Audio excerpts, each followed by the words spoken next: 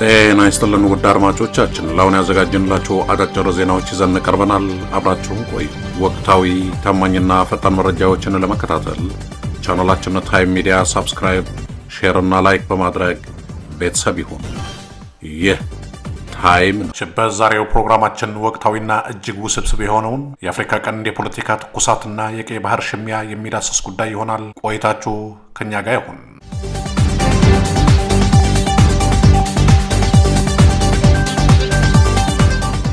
ከታሪካዊ ዳራ ከዓለም አቀፍ ጂኦፖለቲካዊ ጥቅሞችና ከወታደራዊ ስትራቴጂ አንጻር በሰፊው የሚዳስስ የዜና ትንታኔ ይዘንላችሁ ቀርበናል። እነሆ ተከታተሉ።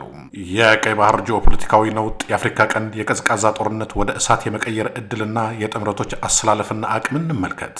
ይህ ጥልቅ የጂኦፖለቲካዊ ትንታኔ ዲፕ ስትራቴጂክ አናሊሲስ ቢያንስ አሁናዊ ስዕል ይሰጣችኋል ብለን እናምናለን። እናም ውድ አድማጮቻችን በየቀኑ የምናቀርብላችሁ ትንታኔ ለመከታተል ቻናላችን ሼር እና ላይክ በማድረግ ቤተሰብ ይሁኑ። እናም ብሔራዊ ደህንነት፣ የባህር ኃይል ስትራቴጂ፣ የውጭ ሀያሊያን ሚናና የኢኮኖሚ ጦርነት በተወሰነ መልኩ እንመልከት።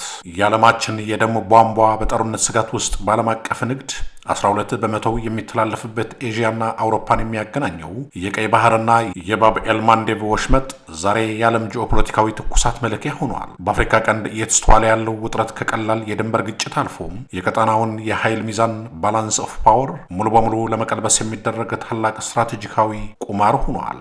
በአንድ በኩል ከ120 ሚሊዮን በላይ ሕዝብ ይዛ የባህር በር ለኢትዮጵያ የህልውና ጉዳይ ነው የምትለዋ ኢትዮጵያ፣ በሌላ በኩል ሉዓላዊነቴን ተደፍሯል የምትለዋ ሶማሊያ፣ ታሪካዊ የውሃ ፖለቲካ ሂሳብ ያላት ግብጽና የቀጠናው ስትራቴጂካዊ ተዋናይ ኤርትራ ተፋጠዋል። ይህ ትንታኔ እነዚህ ሀገራት እንዴት ወደ የማይቀረው ጦርነት እያመሩ እንደሆነ ከጀርባ ያሉትን ስውር እጆችና ሊያስከትል የሚችለውን አደገኛ ውጤት በዝርዝር ይፈትሻል።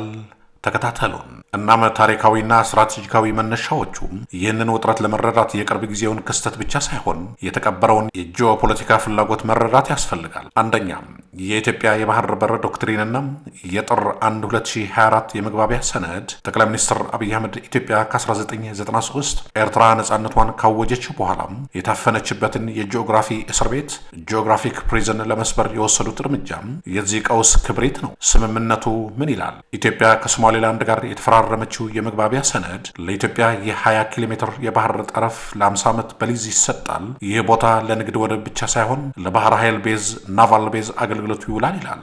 የኢትዮጵያ ስሌት ኢትዮጵያ ይህንን የምትፈልገው ለንግድ ብቻ አይደለም። ቀይ ባህርን የማይቆጣጠር የአፍሪካ ቀንድ ሀያልነቱ ጊዜያዊ ነው የሚል እምነት በአዲስ አበባ ቤተ መንግስት ሰፍነዋል። ኢትዮጵያ የራሷን የባህር ኃይል በመገንባት በቀይ ባህር ሴኩሪቲ ላይ ቀጥተኛ ተጽዕኖ ፈጣሪ መሆን ትፈልጋለች። ኢትዮጵያ ለዚህ ስምምነት የምትከፍለው ዋጋም ለሶማሌላንድ እውቅና መስጠትና የኢትዮጵያ አየር መንገድ ድርሻን ማካፈል ጉዳዩን ዓለም አቀፋዊ ውዝግብ አድርጎታል። ሁለተኛ፣ የሶማሌ ሉዓላዊነት መስመርና የህልውና ስጋት።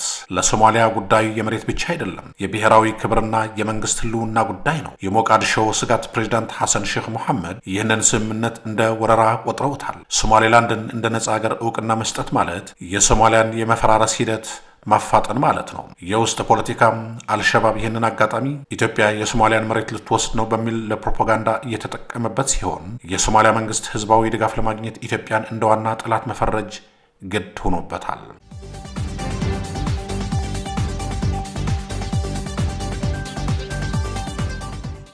በሁለተኛ ደረጃ ደግሞ አዲሱ የአሰላለፍ ቅርጽ ነው።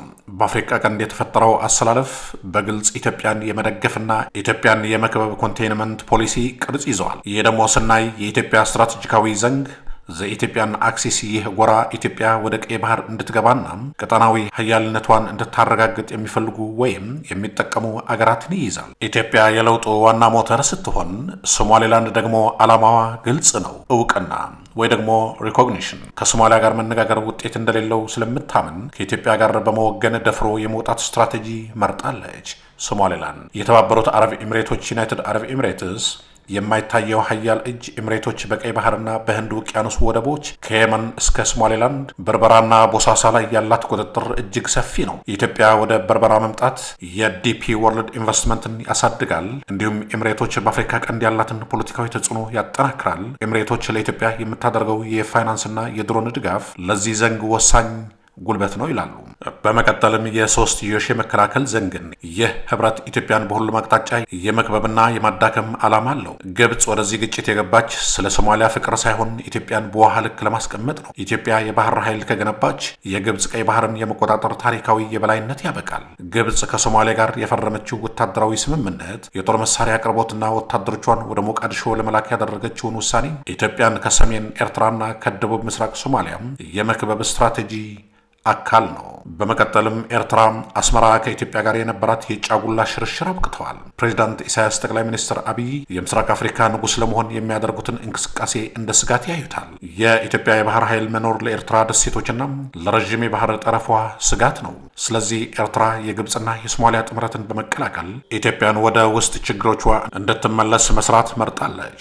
በመቀጠልም ሶማሊያ ይህንን ጦርነት የምትጋብዘው ዋና ሀገር የግብፅን ወታደራዊ ኃይል እንደ ዋስትና በመቁጠር የኢትዮጵያ ወታደሮች ከሶማሊያ እንዲወጡ ቀጭን ትዕዛዝ አስተላልፋለች። እንዲሁም አደገኛው የሽግግር ወቅት ከአትሚስ ወደ አሚሶም ይህ ነጥብ በብዙ ትንታኔዎች የሚዘነጋ ቢሆንም ለጦርነቱ ዋና መቀስቀሻ ሊሆን የሚችለው እንደ አውሮፓውያን አቆጣጠር በጥር 2025 የሚደረገው የሰላም ማስከበር ተልዕኮ ሽግግር ነው።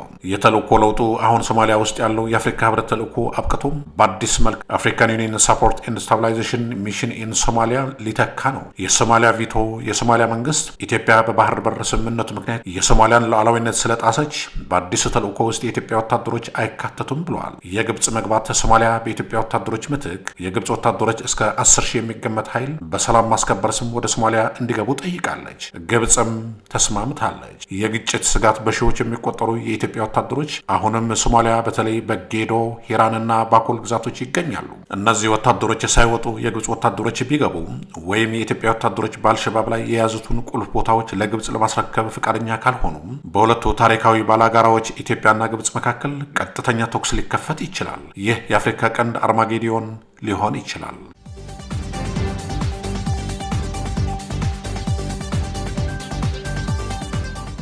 በመቀጠልም የኢኮኖሚ ጦርነትና የታላላቅ ሀያሊያን ሚና። በመጀመሪያ የጅቡቲ ጭንቀት ስንመለከት ጅቡቲ በዚህ ቀውስ ውስጥ ተመልካች መስላ የምትደማ አገር ናት። የኢትዮጵያ ንግድ ከጅቡቲ ወደ በርበራ፣ ሶማሌላንድ ከዞረ የጅቡቲ ኢኮኖሚ የጀርባ አጥንት ይሰበራል። ፕሬዚዳንት እስማኤል ዑመር ጊሌ የኢትዮጵያን የባህር በር ጥያቄ ለማስተናገድ ታጁራ የተባለውን ወደብ ለማቅረብ የሞከሩት በዚህ ስጋት ምክንያት ነው።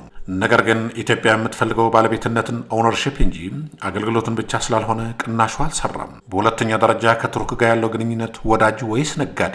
ቱርክ በሶማሊያ ትልቁ የውጭ ኢንቨስተርና የጦር ሰፈር ያላት አገር ናት። በቅርቡ ከሶማሊያ ጋር የፈረመችው የባህርና የኃይል ስምምነት ኦይል ኤንድ ጋዝ ኤክስፕሎሬሽን የሶማሊያን የባህር ክልል ከማንኛውም ህገወጥ እንቅስቃሴ ኢትዮጵያን ጨምሮ ለመጠበቅ ቃል ገብተዋል። በሌላ በኩል ቱርክ ለኢትዮጵያ ድሮኖችን የሸጠች ወዳጅ ናት። አንካራ አሁን አደራዳሪ ሆና ቀርባለች። ነገር ግን ከሶማሊያ ጋር ያላት የባህር ጥበቃ ስምምነት ወደ ግጭቱ ሊስባት ይችላል። በሶስተኛ ደረጃ ደግሞ አሜሪካና ምዕራባውያን ሀገራት ስናይ ደግሞ አሜሪካ የሶማሊያን ሉዓላዊነት እንደምትደግፍ ገልጻለች። ዋና ስጋቷ ግን ሁለት ነው። አንደኛው ኢትዮጵያና ሶማሊያ ከተዋጉ አልሸባብ ክፍተቱን ተጠቅሞ እንደገና እንዳያንሰራራ፣ በሁለተኛ ደረጃ ደግሞ ቀይ ባህር አስቀድሞ በሁቲ አማጽያን ጥቃት እየታመሰ ስለሆነ ሌላ ጦርነት የንግድ መስመሩን ሙሉ በሙሉ እንዳይዘጋው ስጋት አላት። እና መቀጥሎ ሊፈጠሩና ሊሆኑ የሚችሉ ሁኔታዎች ዲቴል ሴናሪዮስ በቀጣዮቹ 12 ወራት ምን ሊከሰት ይችላል? የተተኪ ጦርነት ዘ ሃይ ኢንቴንሲቲ ፕሮክሲ ዋር እድሉ 60%፣ ቀጥተኛ የሀገራት ጦርነት አይኖርም። ነገር ግን ግብፅና ኤርትራ ለሶማሊያ ኃይሎችና ለኢትዮጵያ አማጽያን ፋኖና ኦነግ ሸኔ የተጠናከረ የጦር መሳሪያና የስለላ ድጋፍ ይሰጣሉ። ኢትዮጵያ በበኩሏ የሶማሌላንድን መገንጠል በይፋ ትደግፋለች። እንዲሁም በሶማሊያ ደቡብ ምዕራብ ግዛት ሳውዝ ዌስት ስቴትና ጁባላንድ ያሉ የአካባቢ መሪዎችን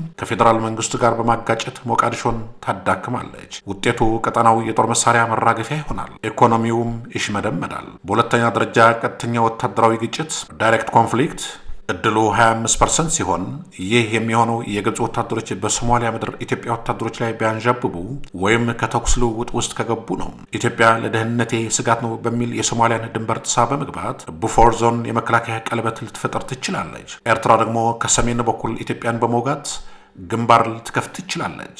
ይህ ለምስራቅ አፍሪካ የጥፋት አዋጅ ነው። የዲፕሎማሲያዊ መፍትሄና የቀዝቃዛ ጦርነት እድሉ 15% ነው። የዓለም አቀፍ ጫና በርትቶ ኢትዮጵያ የመግባቢያ ሰነዱን አፈጻጸም ታዘገየዋለች፣ ግን አትሰርዘውም። ግብፅ ወታደራዊ አቅሟን ማሳየት ትቀጥላለች። ግን ወደ ውጊያ አትገባም። ውጤቱ ውጥረቱ እንደቀጠለ ይኖራል። የኢኮኖሚ ግንኙነቶች ይቋረጣሉ።